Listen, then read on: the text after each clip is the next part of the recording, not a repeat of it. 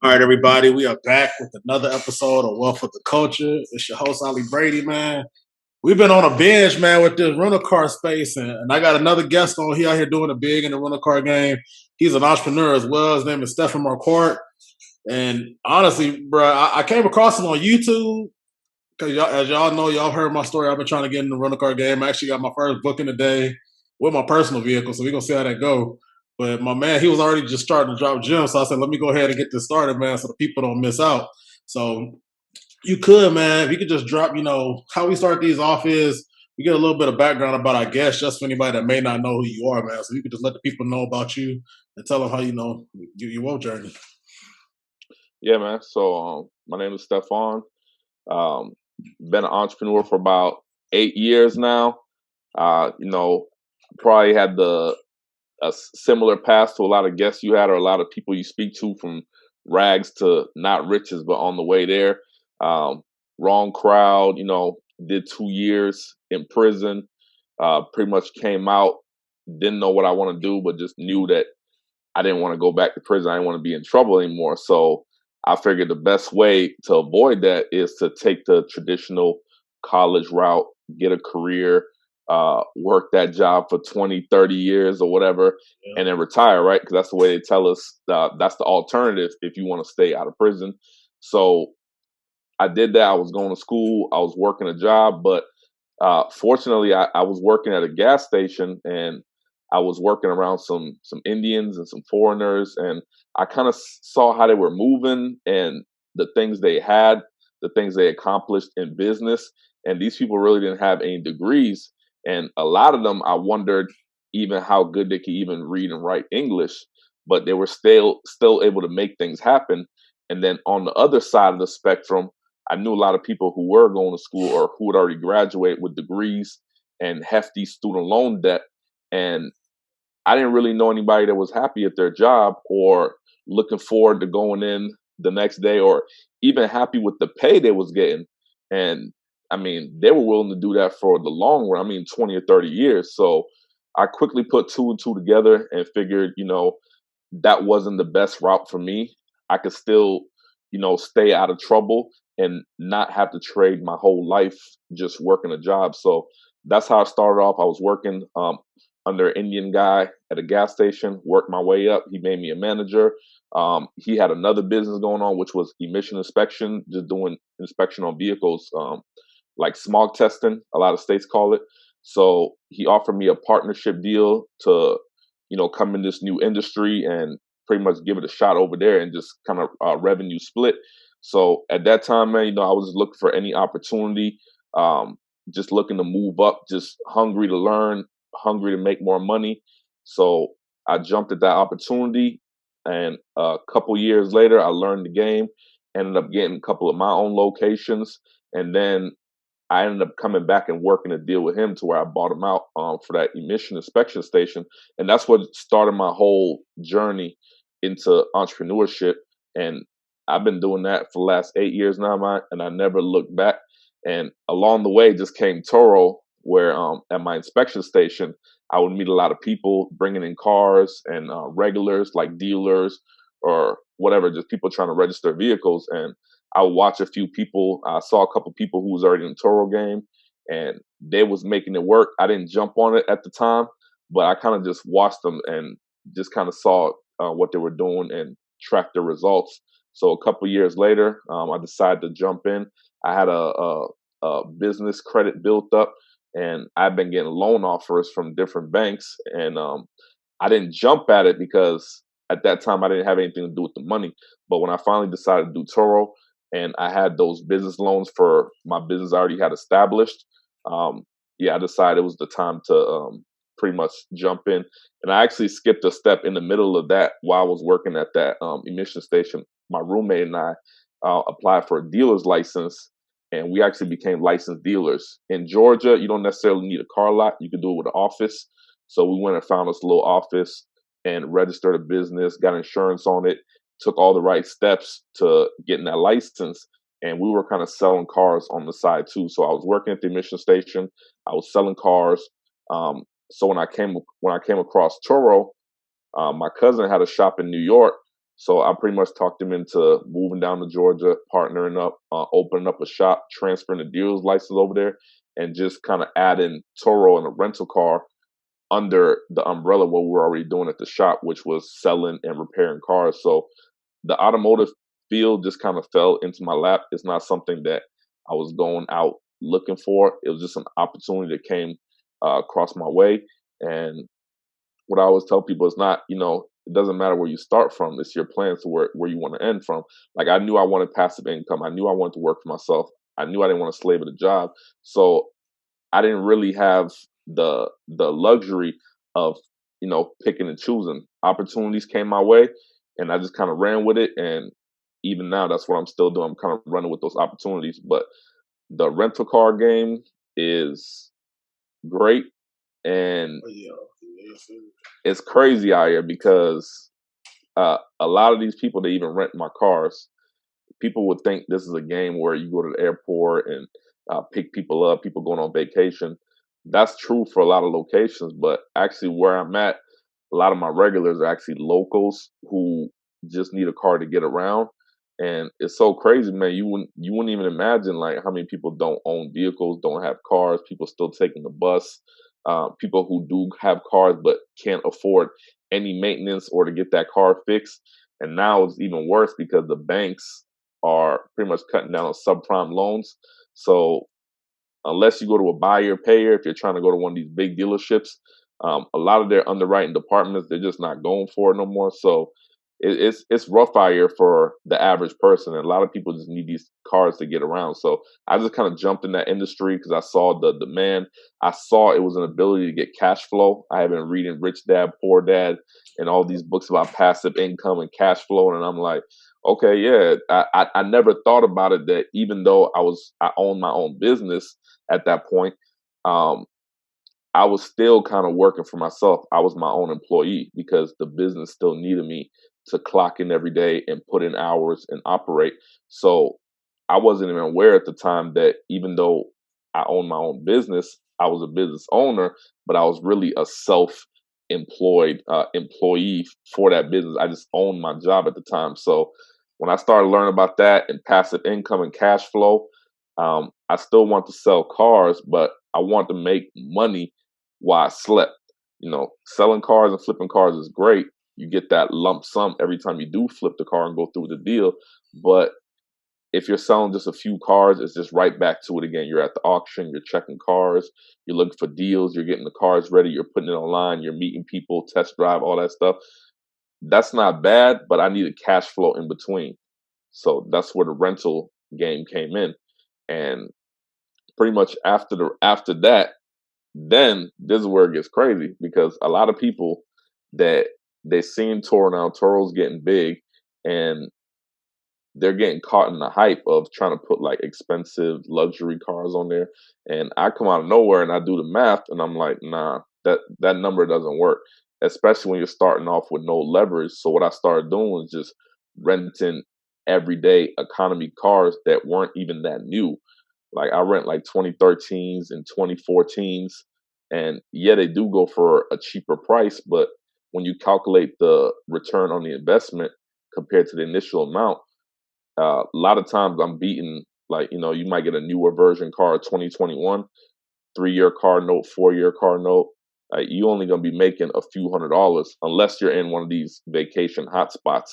And right now the market is a little bit hot, but I pretty much flipped that around and figured out a way to make cash flow off the cars and still be able to sell the cars at the end of the day and get all my money back out of it, um, and depreciating the vehicles, taking the tax advantages.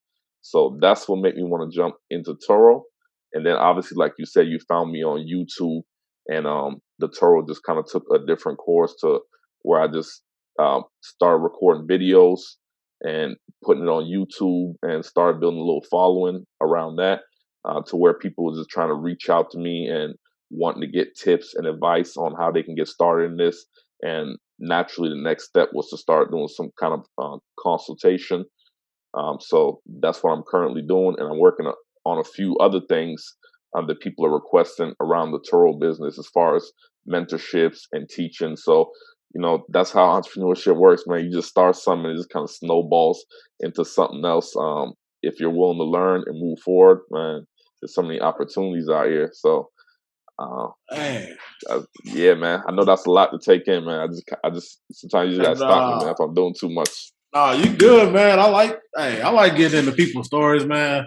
Especially black people that, that's what this platform all about, man. We bring on people that look like us, that's out here killing in the game. Cause you mentioned a lot of things, so we're gonna unpack all of it, but you start off, with the college thing, you got out of prison, you thought about the college route. And a lot of times, people come to me now that I started this show. They'll ask like, "Oh, should I go to college? Should I do this?" And it's kind of just like it's exactly what you hit on. Yeah, it might be worth it for some things, but most of the time you're gonna end up in debt doing something you don't like to do. You mentioned Rich Dad Poor Dad, which as soon as you start talking about the business owner and actually working in the business, that just reminded me of cash flow quadrant as soon as you said it. And it's just like people don't think about that. It's like everybody want to be the entrepreneurs and they see all this stuff on Twitter and Instagram. They go to the YouTube and it's like, be an entrepreneur, be an entrepreneur, be an entrepreneur. But and I've had this problem. I don't know if you have, but you have. But I mean, everybody goes to that thing where they go that entrepreneurship route when they do decide to take that leap, and then they end up creating a whole bunch of jobs for themselves when the main goal was to get away from the job you had. So now you done got rid of one job and created like six others. So the way you broke it down, though, you done systemized this thing to the max. Yeah, but Also, the crazy part, bro, like that yeah, right there to touch on that, it's so weird, right? Like you can do things and have one mindset about it, and then once you learn something, like I was just saying, I went through a good portion of my life without even knowing none of this stuff. Like I went through most of my 20s without really even understanding what passive income, cash flow, like you hear those things and you hear the lingo being thrown around, but you don't really know what it is. So if you're the kind of person that it comes into your head, you get that knowledge either from absorbing it from somebody else or reading the book. It just like it's like an epiphany moment. Like you just see things different. Like I never thought about it like that. Like I would have been cool with just running my own business and not having to punch the clock for somebody else, really punching the clock for myself, but not even aware that at the end of the day I'm still punching the clock. So it's yeah. just crazy, the unaware mind, man. So man, It's like I know a lot of people like what I like to tell people is like you don't really know what you don't know. Like, and that's what I have this conversation a lot with like people that are younger than me, and they're trying to like figure it out. And it's like, I know certain things now that like you mentioned, I wish I knew back then because I could have just. A lot of times you jump into these things, it's more so not the fact that you make it or anything, or you getting money from it. It's like, damn, why didn't I start sooner? And that's what a lot of people go through. So it's just important to me that you're hitting on all these things because I can't stress enough. Like it means something for me, but I like when my guests had that. They come on and they reiterate it because now it's beating it over and over into somebody's head, and eventually it's gonna click, and that's what's gonna start that mental shift for them to go do something different with themselves, and just change the narrative. Because right now it's everybody talking about college, college, college, but there's other ways to get money. College ain't for everybody. And you can go get a bag doing a whole bunch of things that like I never even thought was possible. Just starting this podcast, even for me, I learned so many different industries that you can make 6, 7 figures from, and I'm just like, ain't no way. I got people coming on in the notary game making 7 figure business, don't even do signings. I got people like you in the rental car game, real estate making $500,000 in a year, wholesaling, don't even don't even really own a house.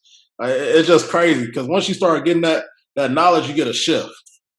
But it's crazy because what you just been hitting on is you pretty much vertically scaled the auto space, basically.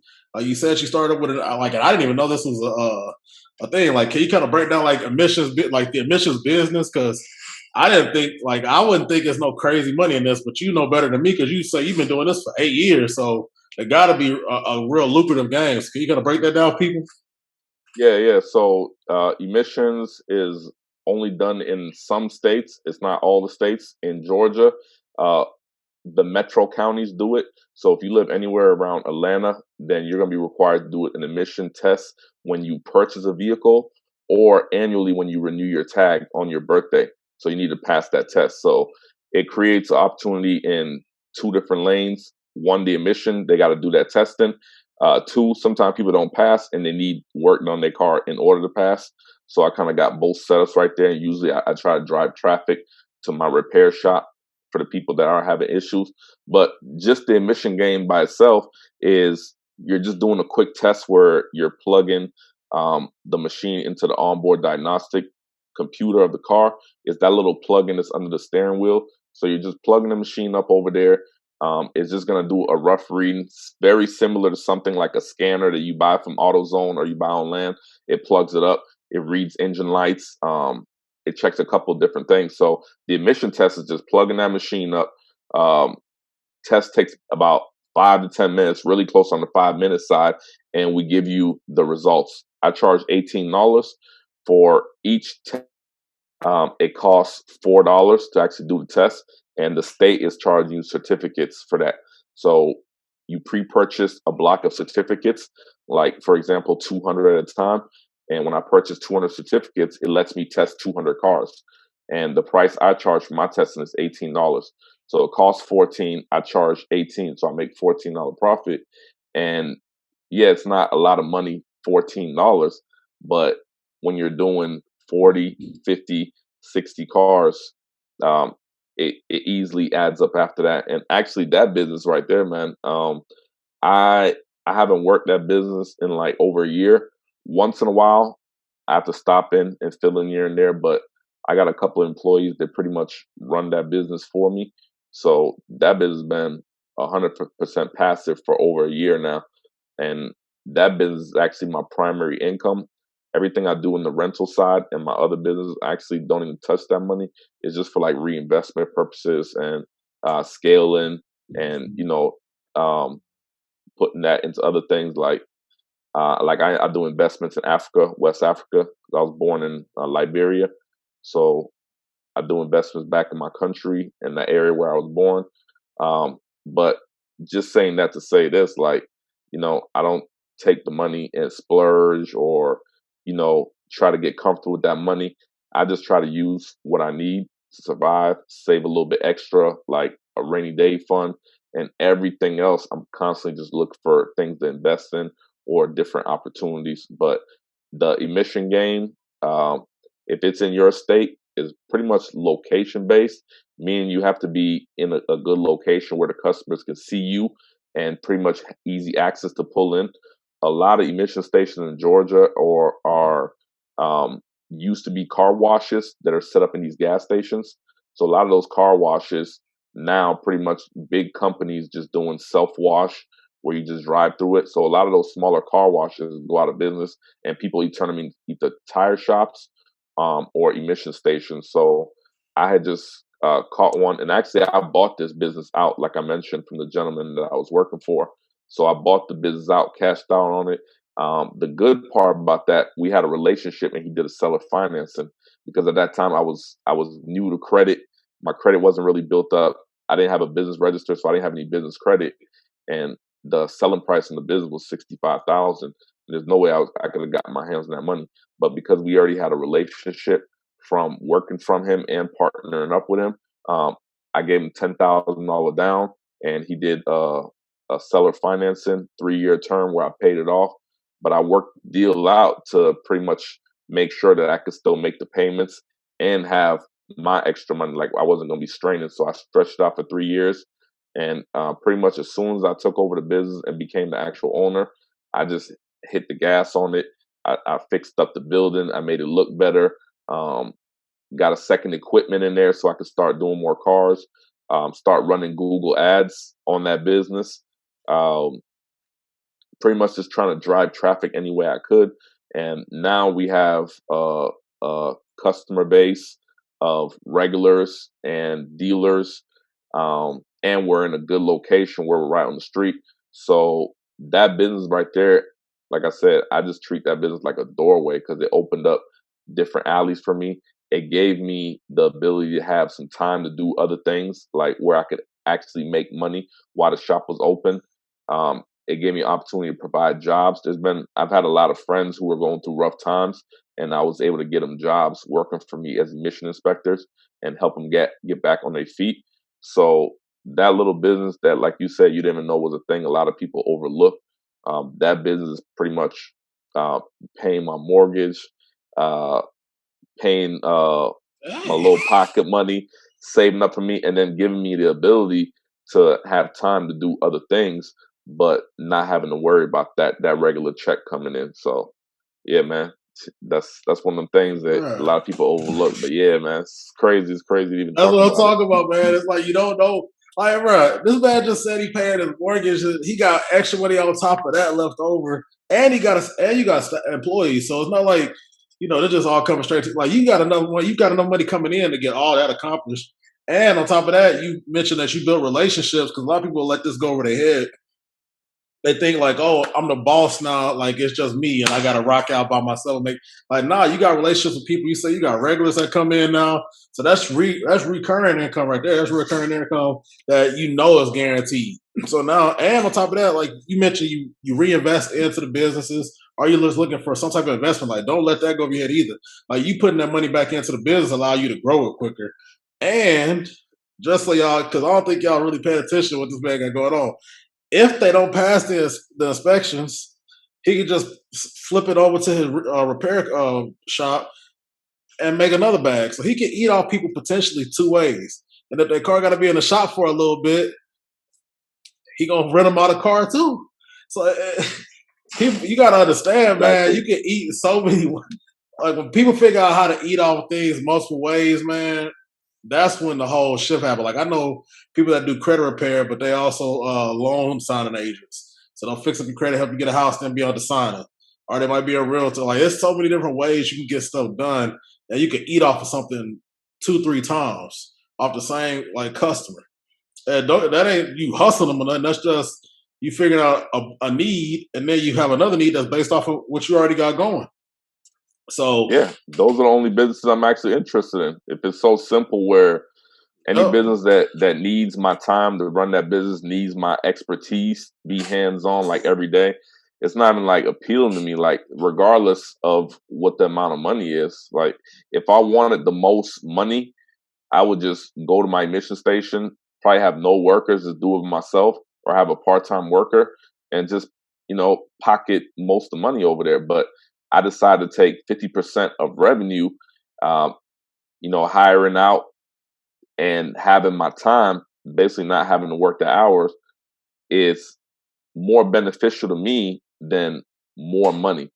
I'd rather have that time because that time, if it wasn't for that time, I probably wouldn't have been able to start my YouTube channel and I wouldn't be able to be as hands on in my Turo business and, the social media and stuff like that I'm trying to push now, which, like you talk about vertical marketing, that's pretty much like even the YouTube channel. When my channel got monetized, making money off monetization, putting some links in there, affiliate links from Amazon, like a couple of things I'm using in my Turo business. People go over there, check it out. I mean, it's not a huge amount, but I've made $70, $80, $90 in a month. And then spilling over to mentorship and people have been asking me for courses and stuff, which I've been slipping on. I should have had a course out probably like at the beginning of this year. But it just like you saying, there's different alleys for it. And and then come to find out that a lot of times when people are talking to me, it's not even so much about like how do I do this? How do I do this? Like as far as rental cars. Sometimes people just want that reassurance, like what we're talking about now. Like this is so important to the culture too. And I mean, naturally, just by providing value, that's how you really get paid. And this is very valuable. Sometimes people book me for a consultation and they just want to talk about like, how they can get their mind right to get in business, how they can, build up the motivation, the confidence, and pretty much be able to quit their 9 to 5 job one day. It's not even so much about tips and tricks. They just want that mindset. So yeah, man, so much opportunities out here, and man, I'm excited, man. uh, hey, please don't let that go over your head when him mentioning the mindset. Like a lot of people think that's like, oh, everybody say that, but honestly, if you don't have a mentality like entrepreneurship, honestly, like 90% mentality, because you got that mentality and then you got to go take action. Like, you can know everything under the sun, but if you ain't got the mindset to go execute and take action on it, it's just information for you. And it's just something else you know that you can say, oh, I know this, but I ain't making no money off of it. I ain't took no action. I ain't doing nothing. So don't let that go over your head, please. And he's Yeah. right. Like, a lot of people, they don't even really, they know what they need to do, but they want to talk to somebody that's out there actually doing it, just so they can have that reassurance. Like, okay, I am on the right track. I am doing it right. Like, some people don't want to be on Google or YouTube all day because that's a lot of time wasted. So now that's why I'm an advocate. I used to be that guy. Don't get me wrong. I used to be that person thinking these courses and stuff are scams until like a few years ago. I bought my first one and I made money off of it. I'm like, this made it so much easier. Instead of spending a whole 2 months trying to find everything on YouTube and searching all these videos, somebody just put this A to Z, and now I can just run with the play. But you gotta go execute. Right, right. Like you And that said, you got put mindset, on. yeah. Yeah. And that mindset actually right there is funny enough because like let's say two different people, for example, each of those people come to me and say, I want to start this business. Let's say Turo, for example. For one person, that might be a go. And for the next person, that might be a hell nah, because it's based on the person you are. So the mentality is everything. Like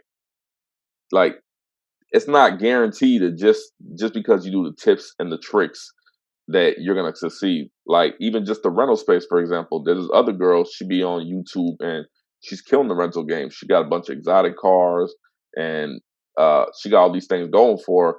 And people like they talk to me and they're like, well, we want to do it like that. We want to go out and get these things that I'm like, yo, even when you watch her YouTube channel, you can clearly tell that that's not an average person right there. She got a different mentality. So for the average person that's trying to do all that, I'd be like, nah, don't even do it, bro. That's too much risk. Why you want to be putting people in exotic cars on a regular basis? But for her, clearly, she's a different kind of person.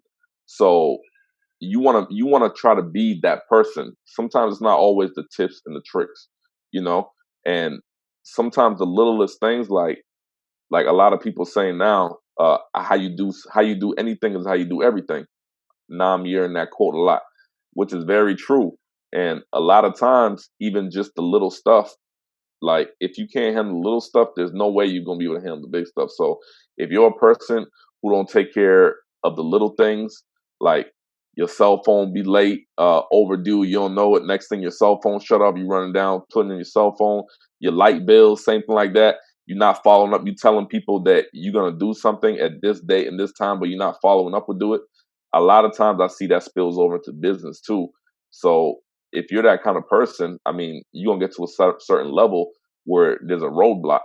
So I think that's the number one thing when people are trying to get into entrepreneurship. Make this like a lifelong learning journey. Like you always want to get better, and you want to become a better version of yourself, because there's a reason that a lot of successful people, even that we follow on IG and YouTube, they seem like they're similar in a way. They got this thing about them. You're not really sure what it is, but that's what it is right there. They're learners, professional learners. So that's what I consider myself. Hey, and that's how you gotta be.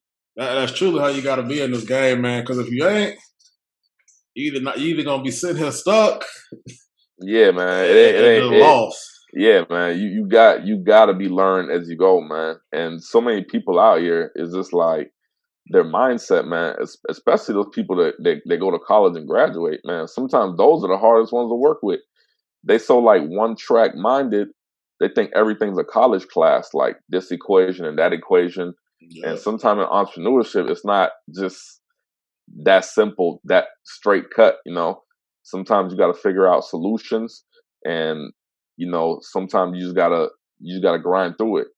It's not always sweet. Facts. A lot of people see the after, they see the end result, they see the end game. They watch a lot of these people on social media, which that's their job to portray that kind of lifestyle, but they don't really share the road getting up there. So that's why even I started doing YouTube. I want to share the journey, and not only the good parts. Like I always tell people the negative sides about even just the Toro game too. If you watch my channel, and you know, that's the kind of person I am. I want to know the negative side too. I want to know all the ways I could lose. So if I knock all those things out and I X all those things off the box, then I know that I'm less likely to make those mistakes. So, like you said, about the courses and learning, that's how I was too. Like, I felt like that was a scam. Like, well, I'm gonna pay this person to learn this course. I'd rather just try it out myself. But man, if I could have spent a couple $100, $200-300 on a course, a Turo course when I first started, I wouldn't have took that first L I took when I had my car on a 85% plan, and the damage was so much of my car that I pretty much had to come out of pocket another $600 to fix the car, just following the wrong advice. So that's another downfall. Since we're talking about downfalls, not only do people not want to buy courses and actually invest in themselves, they listen to anybody and everybody, even people that aren't really doing anything, which is the craziest thing ever. Because when was the last time somebody who sits on their couch all day, binge watching Netflix, when was the last time that person had some good positive advice for you? You think that person gonna be chilling, watching Netflix, wasting their time, and then you ask them like, "Yo, bro, I'm about to put these cars in tow." That person ain't gonna be like, "Oh yeah, yeah, that's the move. You should do it. Passive income, cash flow." Nah, they gonna be like, "Oh, nah." They gonna tell you all the bad things. "Oh, nah, nah, I wouldn't do this. People and this, that." So sometimes people they take advice from family and friends that aren't qualified to be given advice. So I would much rather now pay for a course, learn from somebody doing it, absorb the right kind of education, than to keep listening to family and friends, people who are not experienced in that lane. Like the book, one of my favorite books, Richest Man in Babylon. That's one of the rules of gold, right? If you ever read that book, it states that if you want to learn how to do something, like for example, if you want to learn how to be a jewel crafter, you don't ask the butcher for advice. So that's what that book is saying, which I see a lot of people Yeah. do also. They'll go ask random people, family and friends, about business and entrepreneurship advice. People who have like no idea about these Man, things. hold on. Whatever y'all do, man, let me just speak from experience. Leave y'all family and y'all close friends. It's one thing if y'all gonna partner with somebody, but after if it work or it don't work, after that, leave them out of it. Cause I'm gonna tell you all they gonna do is tell you why you can't do it. 95% of them gonna tell you why you can't do it, all this that can't get done. And I understand why. Like I used to wonder, like, dang, why does everybody say this? But it's because they never done it, so they don't know. Like you only know what you know. And that's why you gotta expose yourself to more stuff because then you understand what you don't know. But you driving just man, but I want to get But into the rental car game, man. yeah, yeah, yeah, man, for sure. Let me know anything you want to know, man. That's what I'm here for. Yeah, share So that info.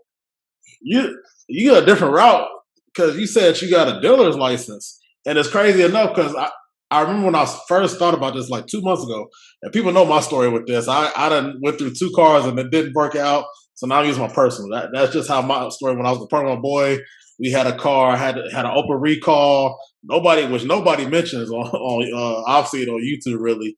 So that's something I think everybody should be talking about right now because that almost got me stuck with a vehicle and I was able to take it back. So just for y'all, like quick tip, check them recalls, Yeah, man, because I know the Nissan we had cop, they were talking about 4 to 6 months, and I was like, nah, I can't even run with this. Like, I what need you this had? like You now. had a Nissan Altima. You had No, that I had a Altima. Sentra. I had a Sentra. Oh, Sentra. It's like Yeah. every So model got a recall. yeah, yeah. I think they just fixed the recall on the Altima. So yeah, before you buy any car or try to put any car on Turo, run the VIN through NHTSA, National Highway Traffic Safety Administration website. They pretty much do like you just said. They're gonna run it for any recall information, and if you see a recall on that website, it's not necessarily a closed case. What you want to do next is call the dealership, give them the recall code, and they'll either let you know if they have a fix for it or if they don't have a fix for it. So if it's the latter and they don't have a fix for it, then yeah, pretty much walk away from that car. Do not list it on Turo because sometimes they don't always do a VIN check when you list the vehicle, but your first damage claim at that time they'll do a VIN check, and you never know. Toro's an insurance company, so you can't be thinking that they're your friend or they're on your side. Think of them like a mutual party, like a mutual beneficial relationship. They bring you customers and you guys share the revenue. But at the end of the day, they're still like a rental or insurance company. So I would hate for anybody to get a claim denied because they violated terms of services by listing a vehicle with open recall. So this touches back on why it's important to get the right kind of information, because once in a while we'll have people come on my video and they'll comment an experience that they've been through. Their claim got denied for whatever. Now they got a total vehicle. I mean, yeah, you definitely got to follow the terms of service. And what you just mentioned is a big one. Everybody needs to check on the NHTSA before listing any vehicles on any rideshare programs. Yeah, and you mentioned that, but y'all lucky if y'all can listen because they blocked me from listening to vehicle. Because I was actually listening while I was going through the buying process, and that's how I found out about it. I was like, oh, and then I hit up the dealership. I'm like, hey, how long is it gonna take? I'm thinking it's something minor. It was like a brake light issue or something. I'm like, oh, it's minor. So I called them. They're like, nah, this part is 4 to 6 months backward. And I'm just like, oh no, like I can't roll with this. So nah, I just used my personal. I just listed that mug this morning and already What 2 happened hours to the other later. one? What happened to the Nissan? You just I took it took it back? back, man. I was lucky enough where the guy was going to take it to get the recall situated. I happened to just call up there because I was partnering up with with one of my boys. And so he was calling. I'm trying to get a hold of him. He called. He let me know 4 to 6 months. I'm like, oh no. So I had to come up with a whole little story to try to return that vehicle because I had already signed all the paperwork. Luckily enough, shout out to him, man. He got me about that deal, and I didn't have to worry about nothing because at first I thought I was going to sell it and take a $2,000 loss. I'm like, damn, we just got this going. I'm like, golly, but nah, it worked out. We was able to get up out of it, and most people just quick thing. Most people let that stop them, and they probably be like, forget it. That's the second issue we've had trying to get started in this game. Personally, I just like forget it. I just list my car. I'm gonna see what happens. So that's what I'm doing right now. I'm in the process of that. And 2 hours into my first booking, I got a hit, man. So Well, that could mean a couple things. That could mean your price too low. I priced.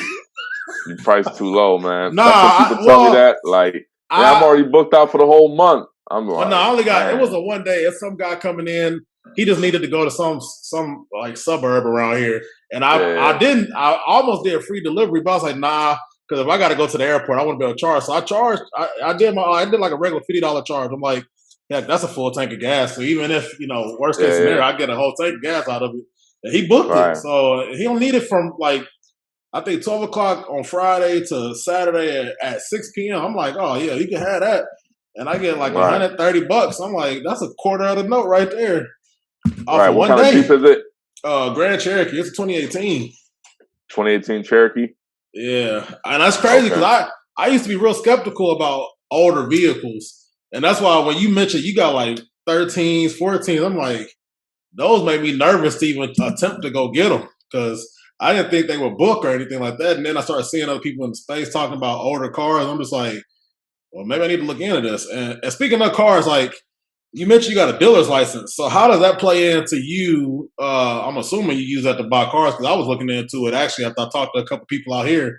There was mentioned I should get one. How does that work out for you purchasing vehicles? Yeah. So obviously, if you go to dealer auction route, you want to make sure you have some kind of funding. Like a lot of times, it's cash. You need that cash ready.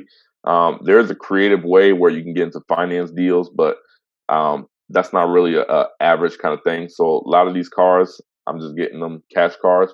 But the best part is that I'm buying MMR. MMR is a Manheim value system that the auction uses. Manheim is the biggest dealer auction in the United States. So Manheim has their own value system called MMR. So the goal is to buy a vehicle at MMR price or below MMR.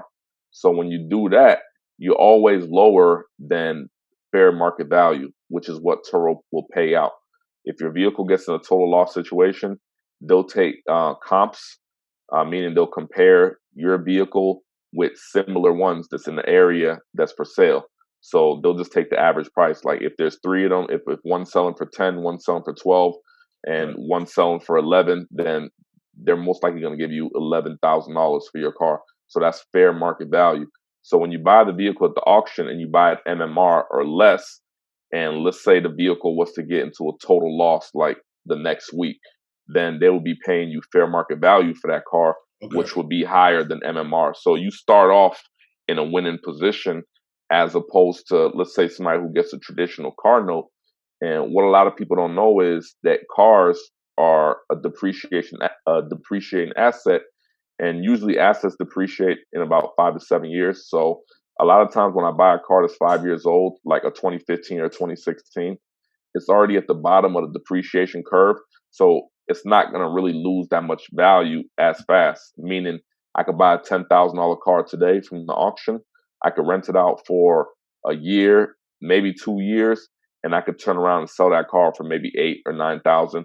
Or if the car gets crashed while being rented, the insurance company could give me a $10,000 check, 11, 12,000.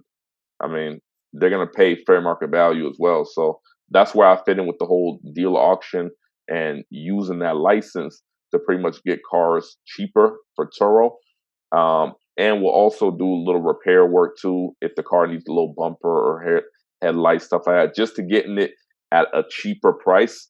And like I mentioned earlier, it's great when I buy them at the bottom of the depreciation curve, because when you have 2018s and 19s and 20s, like those cars are still losing a lot of value. So when you're renting vehicles, all you're really doing is pulling equity out the car. So what you're trying to do is you're trying to pull equity at a rate to where it's not losing too much equity. So that's just an easier game to play with. I don't want to say older cars, because if you got 2017, 2018, I mean, sometimes those work the best. Like I got $4 or $5,000 cars that make $600 to $800 a month, and it's not crazy money, but for my only expense to be insurance, $100 a month. So if a car brings in $800, didn't have any maintenance that month, and I got to pay $100 insurance, that's $700. So even when I calculate that, like let's say my house, for example, if I was to rent this house right now, the going price would be about 1,800. Now, my mortgage, my payments, everything about 1,200. So I would make $600 on this house, but I got about 45 to 50 grand into this house. So if you calculate that return uh, with what I was just talking about as far as the car, I'm getting a car for 5,000 that's making 500 a month. Uh, you know, it changed my perspective on even just single family real estate. Like, why would I go try to buy a house and put 20, 30,000 down? Which I know people that do that. They put 20,000 down and they make like $300 a month on that house.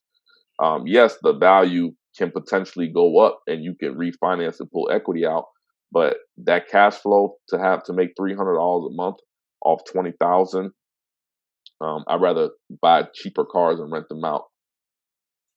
Hey, free game right there, man. And because I'm glad you hit on that, because I've been ever since somebody told me about the dealers, because my boy from college, Mm, because that's why I speak so much on the college versus thing, because I got 2 degrees and I still want to be an entrepreneur. Like, it's crazy. People look at me wild as hell, but it is what it is. But my boy, his dad that I played ball with in college, he has a used car lot.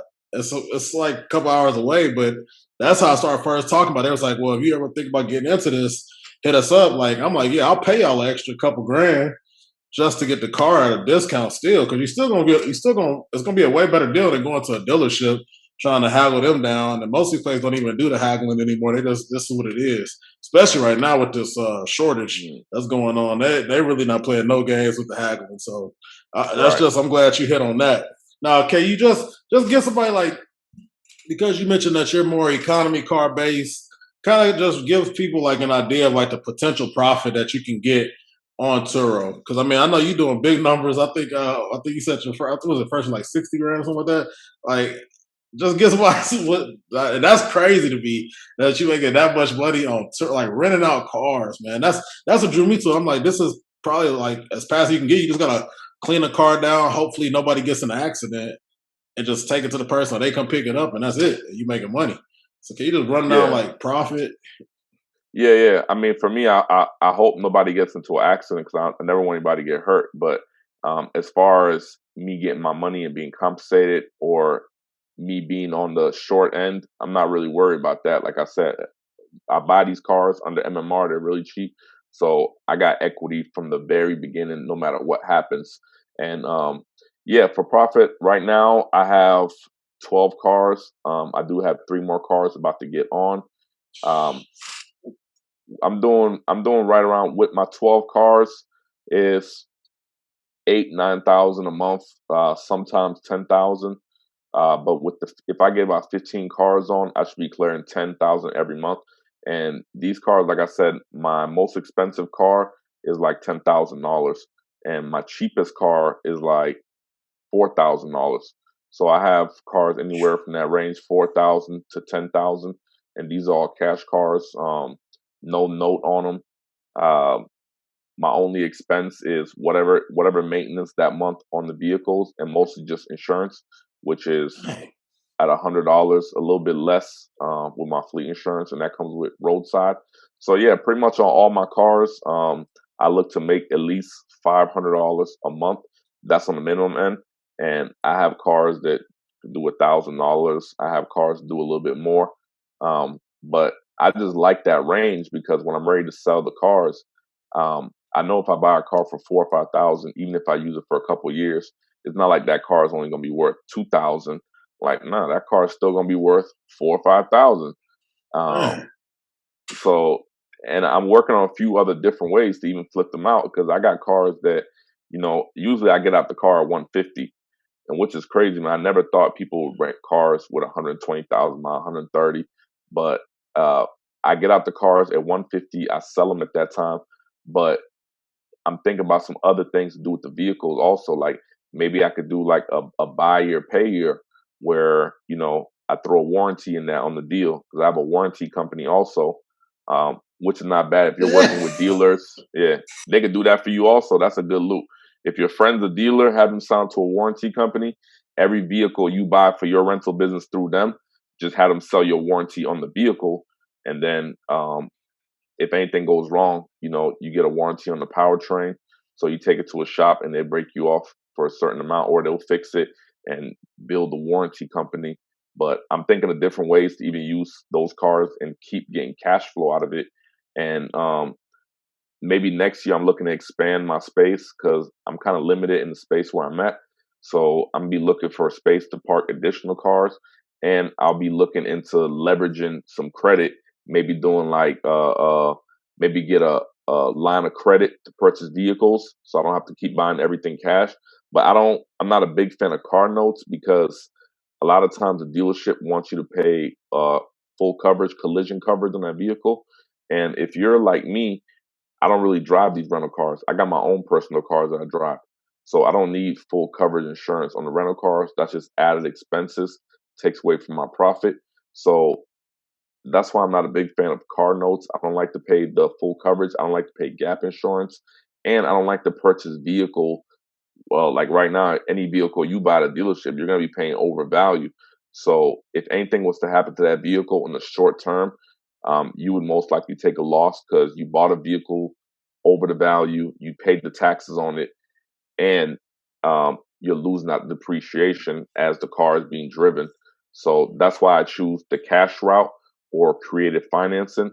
But again, if that's how you're going to start off, just to build that cash flow, big advice I always give to people is don't just try to go out there and quit your job. I mean, if you get $2,000 a month at your day job and your Turo business starts making $2,000 a month, that's not the point. That's not the math or the time to leave your job. It doesn't work like that. I seen somebody do that one time. They had similar to me. They had like 12 cars, whatever, making $10,000 a month. Quit their job. Now all of a sudden they were kind of like surviving off that Toro money.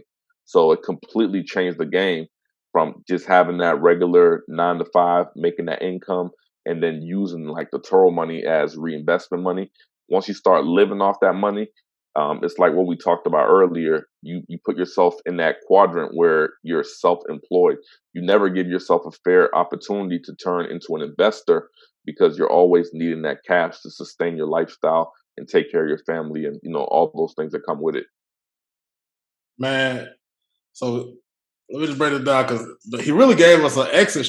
That's one thing I've been wanting to ask somebody I never really asked is the exit plan. Because my thought was, I didn't even have like originally my thought was okay. I'll partner with my boy. He has a builder's license, like you mentioned. And I feel like, heck, I could just run that car into the ground and then maybe just sell it back to them for the low just to get something else out of it, and they could just sell it off and make their profit still. But like, it's crazy how many things you got looped out because then you just hit on the warranty play. I was like, this is when it comes to just getting creative, man, and figuring out different ways to eat off of the same industry. Like he's literally at this point, I lost count of how many incomes you got coming off of just this auto space and just doing things like that. So it's just crazy to me when you start breaking it down like this. It's just like you got this profit off this, you get this money off this off that. You got the repair shop warranties. You got a dealer's license, so you can go buy the cars for the low. So you already got them as cheap as you can get them, and you can sell them back to break even. So it's like you in this at pretty much no cost. So my question: Do you had these cars under your business? Yeah, all in my business now. When I first started, I did have them in my personal name, but I started converting over to my business side. I went and got a commercial policy, start putting all the cars under that policy. So eventually, that's what everybody wants to do. If you have more than 3 cars, that means you're taking this somewhat serious. So at that point, you want to try to apply for a commercial policy, and then you want to register a little LLC and start registering the cars under the LLC just to separate yourself, because this is a game where other people are taking your property, your assets, or you're transferring ownership for that brief period of time. But you don't really want your name on 10 tags just riding around the city. You know what I mean? You don't want your name on all those tags. You rather have it under the business. So um, that's what I suggest to everybody for liability issues. If you're just starting out 1 car, 2 cars, then the odds of things going that far to the extreme is little. But when you start having like 10, 15, 20, 30 cars, people got 40 cars, then yeah, obviously, register under business, get that commercial policy going, and just protect yourself the right way.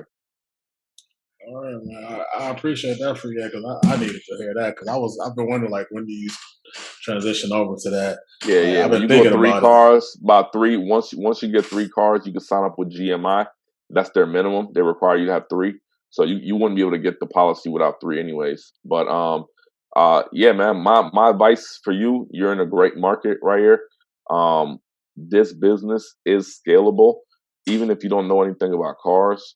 Like, you pay people to fix the cars. You could pay people to clean the cars. You can even pay somebody to run this operation as far as check-in, check-out, getting reimbursements.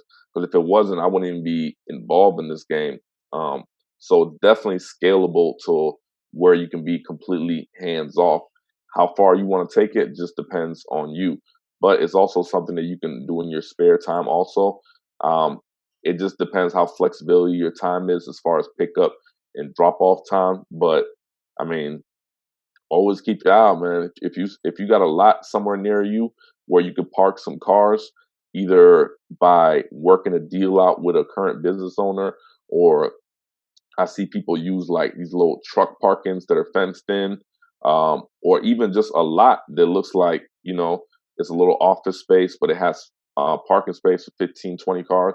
Sometimes those are the best spots, man. And when you calculate your numbers and how much you need, just think of it as how many cars you need for that. Like, if your rent is $1,500 or $2,000 a month, then if you get 4 cheaper cars, that can pay for that.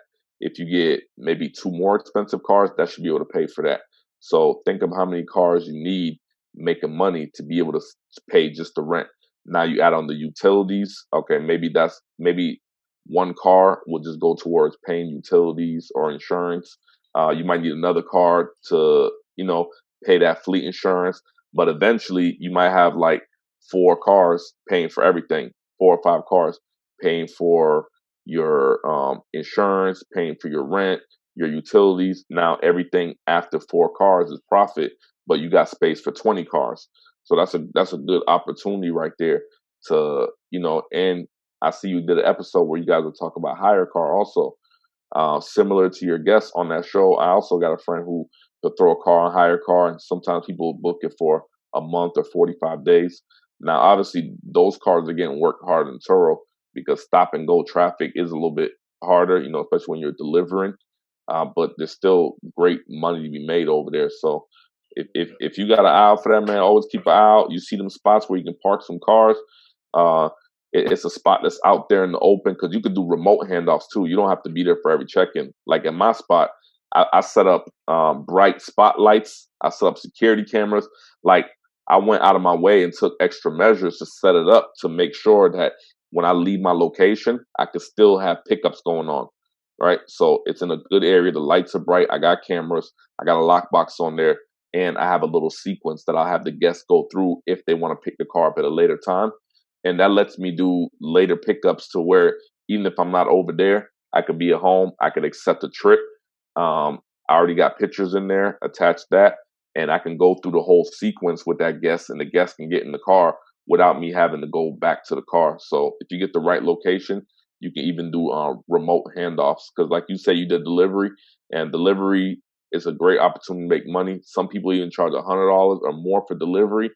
But for me right now, how I run my business, I don't offer any delivery. So that's good you touched on that because people just feel like they have to do delivery. Like my location is 15 to 20 minutes from the airport. I just don't do delivery because I'm doing it at a higher clip. I got more cars. I got other customers calling me to do other things. I'm looking for a little time to film YouTube videos here and there. So for me, it's a time thing.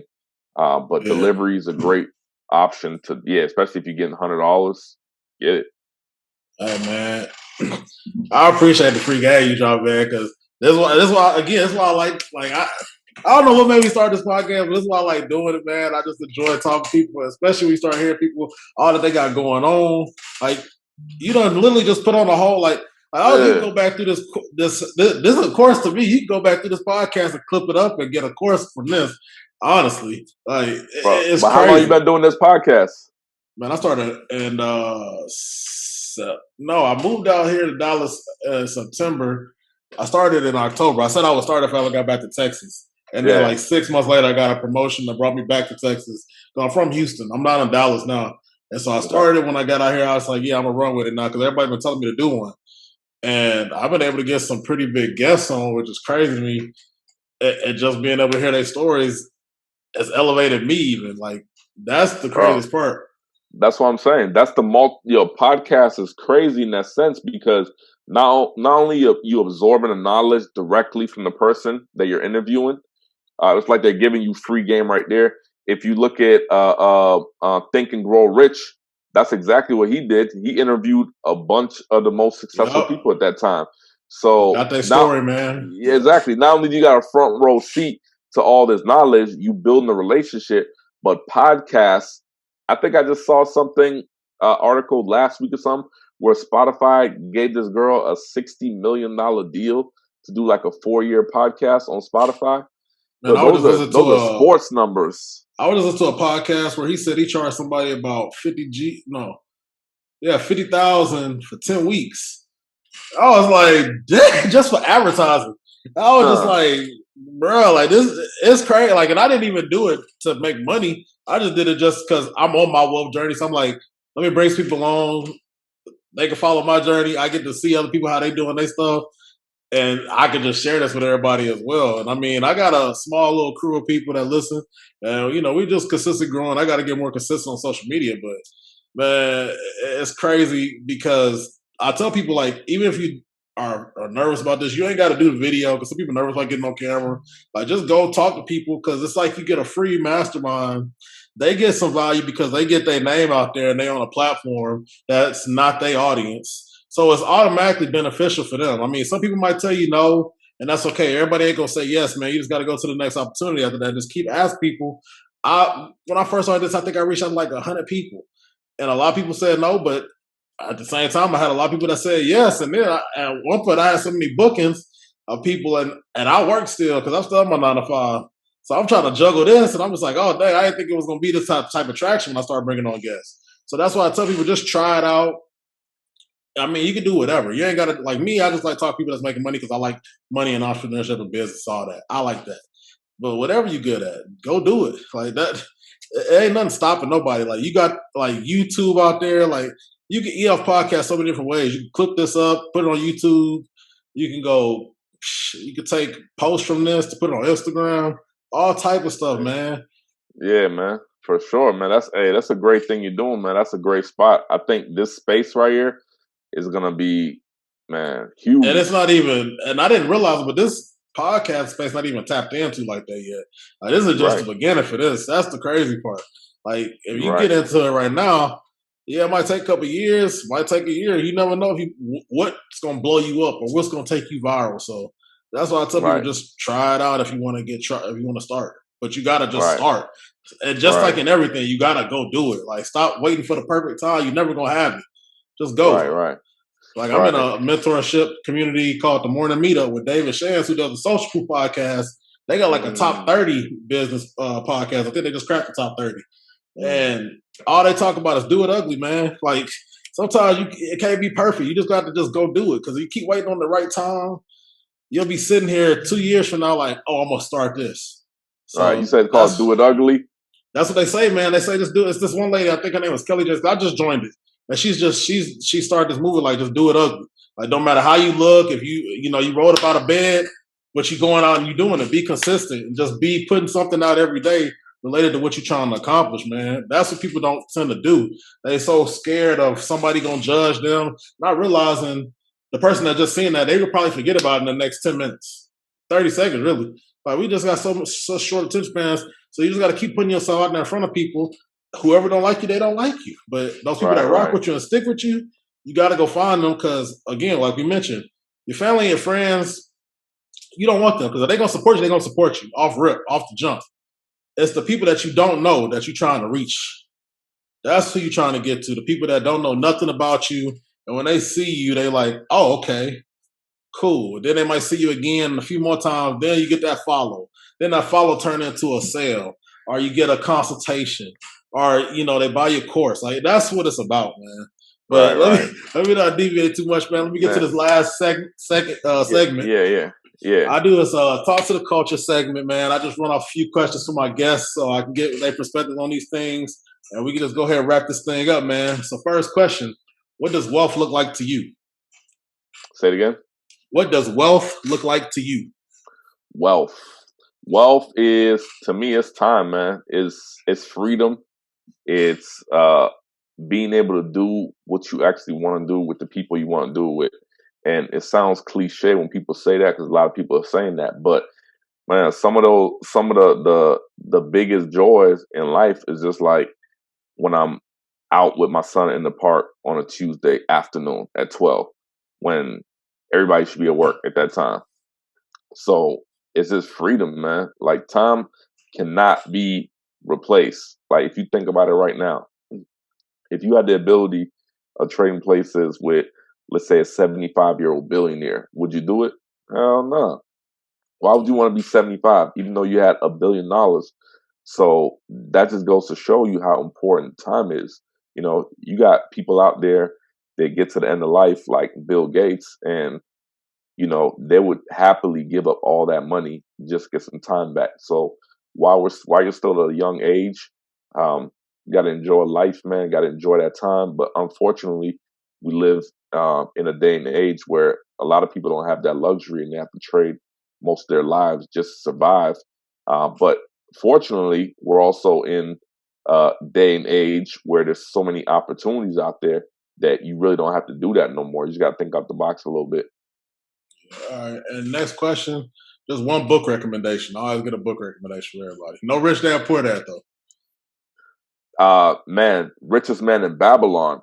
Love that book. Yeah, that was a book. That was like one of the first books I read after I went on the stint of not reading for a while. I read that in Boston. Man, Next that's a question. must, man. That's a must. Oh yeah. Next question. I always ask this because we're about the black community here. What is one thing you think the black community needs to improve on? One man, just only one thing. Only one, just one. Man, I think, man, saving money, man. It's like nobody has a savings now. It's so crazy. Everybody just blows money. Uh, it's like, you can't get everything you want out of life. So whatever money you got left, you just gonna get whatever you can out of it. And that's just a crazy mentality to me. Like, you gotta stop blowing all our money, man. Before you even get to investing, you gotta learn how to keep the money first. Live below your means. But I mean, yeah, get the money right. Because now, man, before I spend money, I always ask myself, like, how valuable is that? Is it gonna bring me a return in 5 years? Is this thing even gonna matter? And then, like, I've seen a couple of videos where people calculate a return. Like, if I was gonna spend $100 right now, I times it by 8% annually, and I do that for 5 to 10 years. And is this item worth this amount in the future to me? And if it's not, a lot of times I just don't go for it.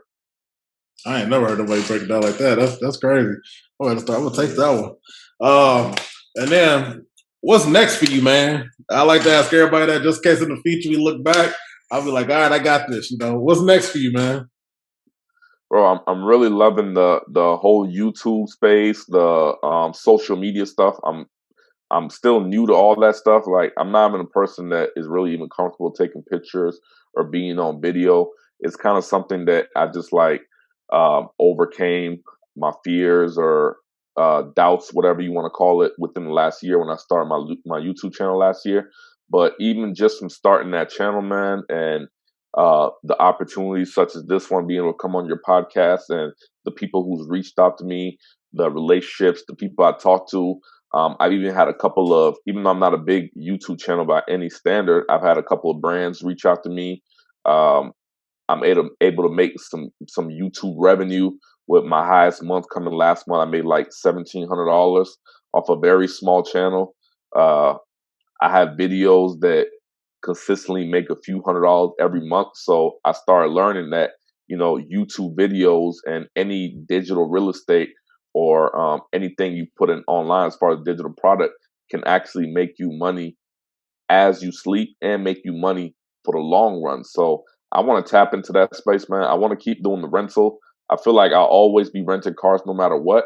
But this digital space, this YouTube, this content creation, this digital marketing, man, Yes, it's sir. it's so hard, and I think it's one of the biggest opportunities going right now, man. And I feel like everybody should be trying to get on video, because that's what sells now. That's what people are into. That's the new wave. Like, people are canceling cable, man. That's us too. We don't like. I watch more YouTube Yep, so do I. than I don't even than have a cable. anything. Exactly. So you just imagine that, man. People are canceling cables. People are watching more YouTube. Like, somebody brought it to my attention the other day. The dude, the YouTuber, Mr. Beast, his videos get an average of 50 million views, but you have something like the NBA playoffs, which get like less views than that, like 20 million views, something like that.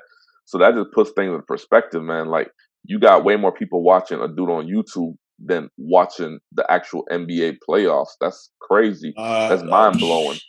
And we hey, just tapping in.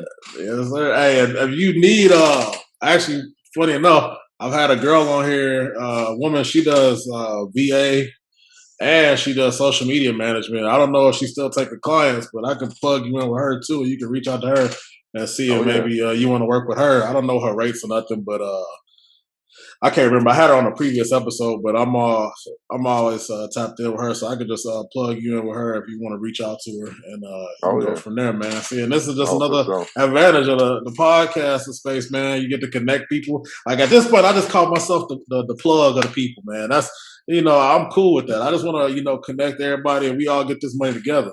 But do me a favor.